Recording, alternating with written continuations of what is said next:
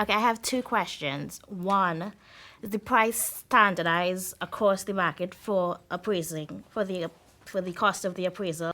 And two, the banks work with certain appraisals, or is it that appraisers, sorry, or is it that they have like a pool that they can just pull from? So two questions.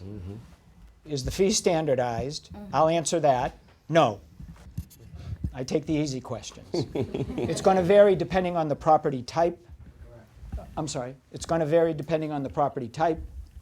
You know, a very large home is going to cost more to appraise. A complex home, a condominium is going to be different than a 2 to 4 family.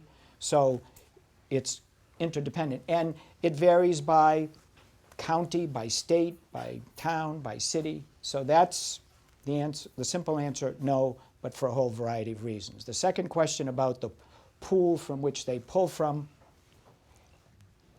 Lawrence? We had a recent law passed, the Dodd-Frank law, and what it did was separate the person who's going to, the lender, from the appraiser. And most of the times, lenders and real estate agents and everybody who has a vested interest in the transaction, or there's kind of like a wall in between them and the appraiser now. Most of the time, the lenders will use a appraisal management company. That management company says to Mr. Banker, okay, we don't want you to get involved with the appraiser, because you can easily see how that could be a conflict of interest. So you get somebody in there to handle all the issues that involve the appraisal. Okay.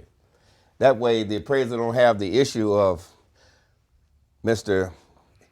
Back in the old days, I'm gonna tell you back to your question earlier, back in the old days when the guy could call you up and said, if you don't come in with this number, appraise this property the right way, you're not gonna get any more appraisal assignments from me. Okay, putting his hand on the scale, making the numbers come in. Well, that don't happen as much now. Now we have appraisal independence laws that keeps that kind of stuff from not happening. So there are some cases in certain communities, smaller communities, where they may still have a panel that's at the bank. But the people who order and process the loan and the people who actually appraise the property, there has to be a firewall in between those two people, okay? Most of the time, you talk about, when you said a pool, banks used to have a panel of appraisals and they would rotate them and stuff like that.